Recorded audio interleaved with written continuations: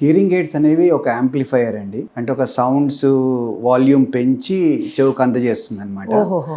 So okay. ఈ hearing AIDS పనిచేయాలంటే inner ear, nerve అన్ని సరిగా ఉండాలన్నమాట. సో ఎప్పుడైతే బయటి చెవు, మధ్య చెవులో ప్రాబ్లమ్స్ ఉన్న వాళ్లకు చాలా బెనిఫిట్ ఉంటుంది. అలాగే ఇన్నర్ ఇయర్ హియరింగ్ లాస్ లో అమౌంట్ ఆఫ్ లాస్ ని బట్టి ట్రీట్మెంట్ ఉంటుందండి. అది మైల్డ్ అండ్ మోడరేట్ ఉంటే హియరింగ్ ఎయిడ్ సరిపోద్ది. ఎందుకంటే మనము ఎంతైతే 30 dB లాస్ ఉందనుకోండి, 30 dB గెయిన్ ఇచ్చి మనం హియరింగ్ ఎయిడ్ ఫిక్స్ చేస్తే అప్పుడు వాళ్ళు మామూలుగా అందరిలాగే వింటారనమాట.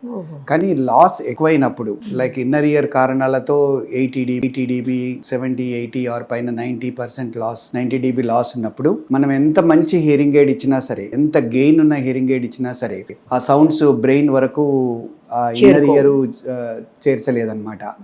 అట్లాంటి సివియర్ టు ప్రొఫౌండ్ లాస్ అంటాం మేము మా మెడికల్ టర్మ్స్ లో. అంటే 80% కంటే ఎక్కువ హియరింగ్ లాస్ ఉన్నప్పుడు ఈ హియరింగ్ ఎయిడ్స్ అనేవి పనిచేయవు, ఎందుకంటే అవి సింపుల్ యాంప్లిఫైయర్.